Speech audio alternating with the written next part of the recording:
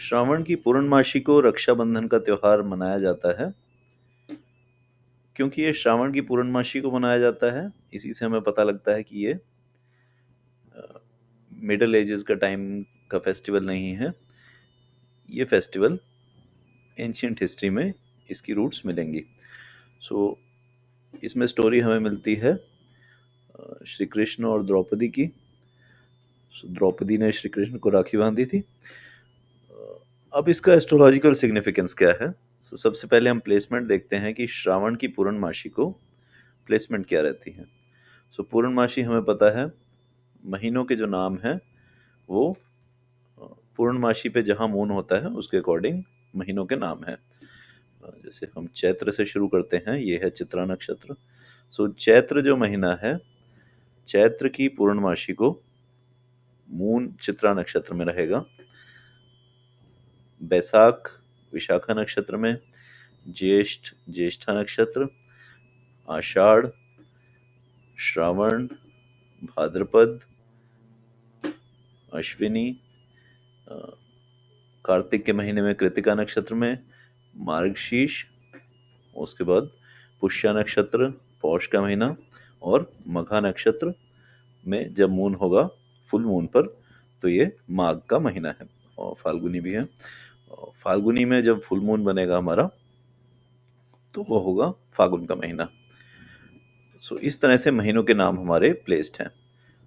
अब इन महीनों के लॉर्ड्स अगर हम देखें, जैसे माघ का देखें तो यहाँ पर केतु है, फाल्गुनी सन, चित्रा मार्स, ये मंगल है, विशाखा जुपिटर, ज्येष्ठा मरकरी, आषाढ़ वीनस, श्रावण मून, भाद्रपद जुपिटर, अश्विनी फिर से केतु, कृतिका वीनस, मार्गशीर्ष मार्स और सैटर्न। ये है हमारे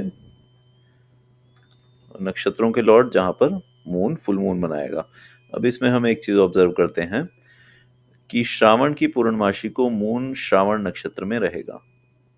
श्रावण मून का खुद का नक्षत्र है और बहुत ही बेनिफिक नक्षत्र है। फुल मून का मतलब है मून यहाँ पर फुल स्ट्रेंथ पे होगा, क्योंकि सन यहाँ पर 180 डिग्री पर होगा अश्लेषा नक्षत्र में। फुल मून के दिन मून की स्ट्रेंथ पूरी है, तो श्रावण के फुल मून को जो हमारा मून है वो अपनी फुल स्ट्रेंथ के साथ यहाँ होगा। इसमें अगर हम एक और चीज नोटिस करें तो सन और मून के नक्षत्र में जो हमारा फुल मून बनता है वो फागुन में बनता है या श्रावण में बनता है। फागुन के महीने में मून सन के नक्षत्र में आता है जब यहाँ पर होली मनाते हैं। होली की सिग्निफिकेंस फिर किसी वीडियो में बताएंगे। अभी श्रावण के फुल मून पर मून रहेगा श्रावण नक्षत्र में और अपनी फुल स्ट्रेंथ के साथ होगा, क्योंकि यहाँ पर चंद्रमा पूरा होगा, पूरी एनर्जी सन की रिफ्लेक्ट करेगा। और मूवमेंट कहाँ होगी? मूवमेंट होगी श्रावण नक्षत्र से धनिष्ठा नक्षत्र में। धनिष्ठा है मंगल की एक्सॉल्टेशन, मार्स की एक्सॉल्टेशन। धनिष्ठा नक्षत्र में मंगल हो जाता है अपनी मैक्सिमम एनर्जी के साथ एक्सॉल्ट। यहाँ पर मून भी फुल एनर्जी के साथ है, मंगल भी फुल एनर्जी के साथ है, और मून यहाँ से यहाँ ट्रांजिट कर रहा है। अब ये दोनों प्लैनेट सिग्निफाई क्या करते हैं? सबसे पहले हम मून देख लेते हैं। मून सिग्निफाई करता है हमारे इमोशंस। मून सिग्निफाई कर रहा है हमारे इमोशंस, केयरिंग नेचर, इमोशंस और केयरिंग नेचर नोट कर रहा है। और मंगल के क्या कैरेक्टरिस्टिक्स हैं? अब यहाँ मंगल की कैरेक्टरिस्टिक्स कंसिडर करने बहुत ज़रूरी हैं, क्योंकि मंगल या तो आपका अफ्लिक्टेड हो सकता है, पॉजिटिव हो सकता है। अगर आपका मंगल अफ्लिक्टेड है, ये आपको नेगेटिव टेंडेंसीज देता है, बुलिंग टेंडेंसीज देता है, लोगों को परेशान करने वाली टेंडेंसी देता है अगर किसी का मंगल नेगेटिव है। लेकिन अगर किसी का मंगल पॉजिटिव है, बेनिफिक नक्षत्र है, ये आपको प्रोटेक्टिव एनर्जी देता है। मंगल प्रोटेक्टर है, फाइटर है। अगर ये बेनिफिक है, किसी तरह से अफ्लिक्टेड नहीं है, ये प्रोटेक्टर है। सो मंगल बहुत ज़रूरी है। सो मून एग्जॉल्टेड है, हाई एनर्जी के साथ है, अपनी पूरे इमोशन और केयरिंग नेचर के साथ है, और ये जा रहा है मार्स की तरफ। सो अब हमें चाहिए मार्स यहाँ पर पॉजिटिव। मार्स हमें प्रोटेक्टिव मार्स चाहिए, हमें ये बुली करने वाला मार्स नहीं चाहिए, वो मार्स नहीं चाहिए जो परेशान करे। अब हम इसे पॉजिटिव कैसे करेंगे? अब हम इसको पॉजिटिव करेंगे यहाँ पे एक फेस्टिवल मनाकर, जो डिनोट करेगा केयर प्लस प्रोटेक्शन।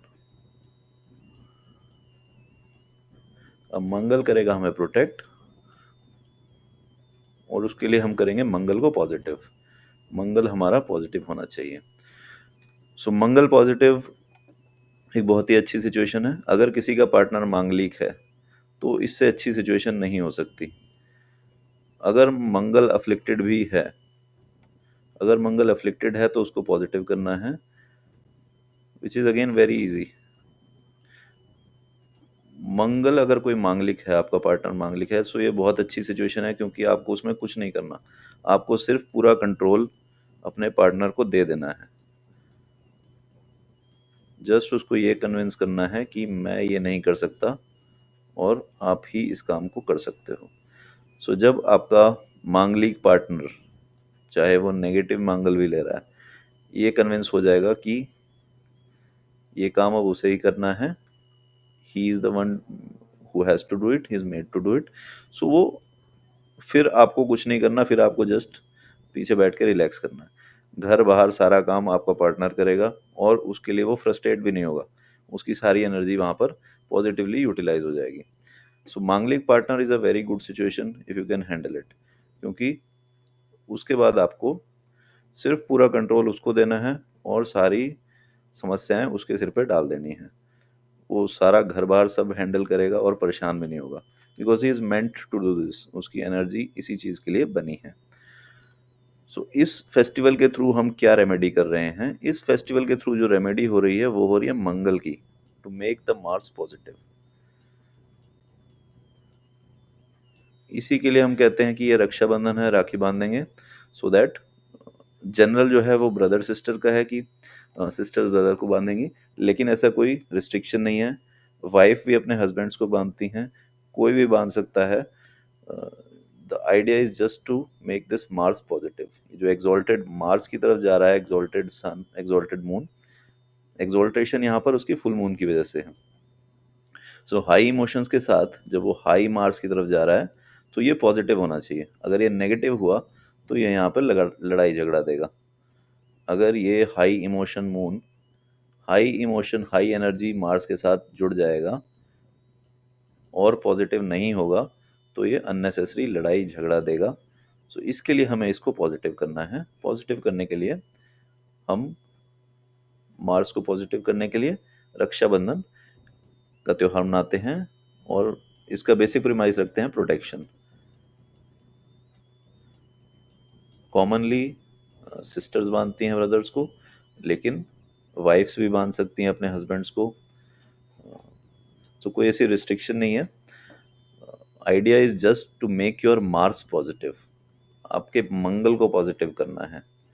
इसी के लिए श्रावण की पूर्णमासी को रक्षाबंधन का त्यौहार मनाया जाता है।